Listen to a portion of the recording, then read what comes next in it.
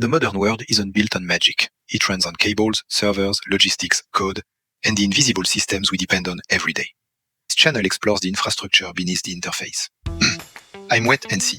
Using Notebook LM, curated sources, and my own technical direction, I break down complex systems into something understandable without stripping away the reality behind them. No. If you want to see what really keeps the machine running, welcome aboard. Let's explore. Today, we're talking about a nation at a really critical juncture, France. It's a cornerstone of the Western world, but right now it feels like it's on a knife's edge, caught between these huge promises from its past and a future that just looks, well, unsustainable. I mean, just think about it. This is the nation that gave the world liberty, equality, fraternity.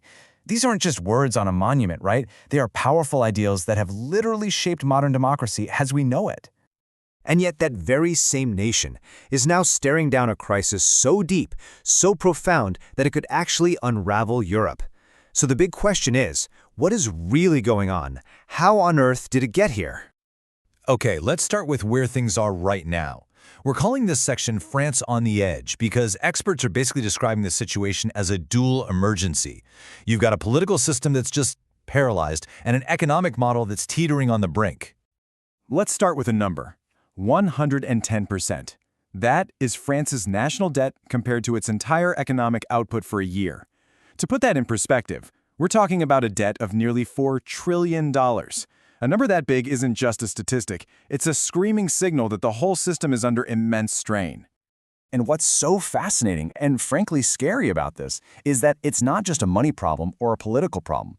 As this quote puts it, it's a perfect storm. It's become this vicious feedback loop.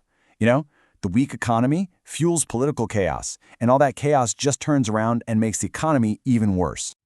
And you can see that fiscal challenge right here. Look at this. France's budget deficit, that's the gap between what it spends and what it earns, is sitting at 6%. That is double the official limit set by the European Union. It is basically a giant flashing red light on the country's financial dashboard. So how did they get to a point where all the lights are flashing red? To really get it, we have to go back. We need to look at a promise that was made decades ago, a promise that really has become the bedrock of modern French identity. It's this idea of l'État-providence, or the provider state. See, after the absolute devastation of World War II, France decided to build one of the most generous welfare states on the planet. This provider state wasn't just a set of policies, it became a core part of the social fabric, a guarantee of security from cradle to grave for every single citizen. But here's the catch, and it is a huge one. There is a fundamental flaw in how this was all set up. This entire beautiful system, it hasn't really been paid for with earnings. It's been funded by borrowing. For 51 straight years, the state has spent more than it brought in.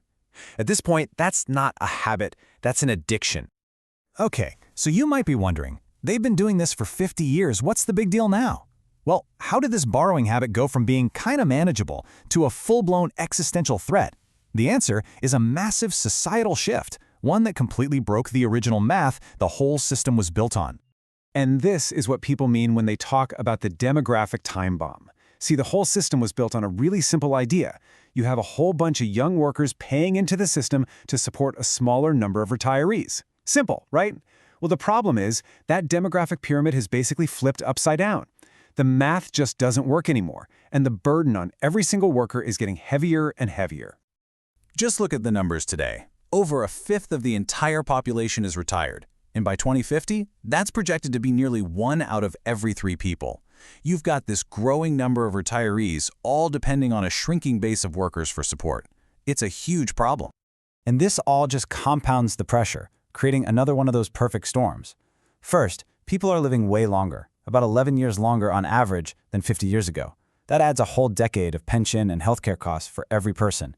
And at the exact same time, the economy isn't generating enough wealth to pay for it all. Productivity is down, and you have a quarter of university grads stuck in jobs that don't even need their degree. Okay, so the problems are obvious, right? Almost everyone agrees that reforms are desperately needed. So why hasn't it happened? Let's dig into why fixing this has become, for all intents and purposes, politically impossible. The epicenter of this whole crisis, the real third rail of French politics, is the pension system. It has become a fiscal black hole. It costs a colossal 14% of the entire French economy every single year.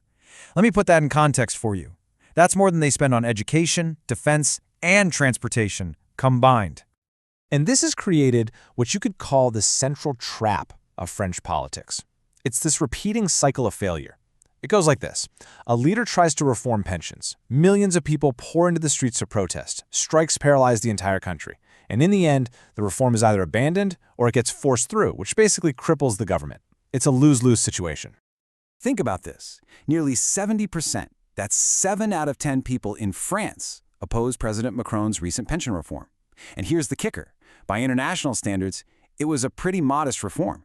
This was the kind of change that basically all the experts agreed was absolutely essential to keep the system from collapsing. So faced with total gridlock, Macron did something pretty controversial. He used a special constitutional power, known as Article 49.3, which lets a bill pass without a vote. He just bypassed Parliament altogether. Well, as you can imagine, a lot of people saw that as authoritarian. His approval ratings totally collapsed, and it left his government politically crippled. All right, let's move to the final piece of this puzzle, because this isn't just about France anymore. We need to see how this domestic crisis now poses a direct threat to the entire European project. With Macron's government so weakened, the political center in France has kind of been hollowed out. And whenever that happens, you get a power vacuum. And nature abhors a vacuum, right? It's being eagerly filled by radical forces on both the far left and, especially, the far right. Now this is the part where the financial markets start to get really nervous. This table shows a pretty scary parallel. France's 10-year bond yield, which is basically the interest rate it has to pay to borrow money, is now at the exact same level Greece was at right before its debt crisis completely exploded.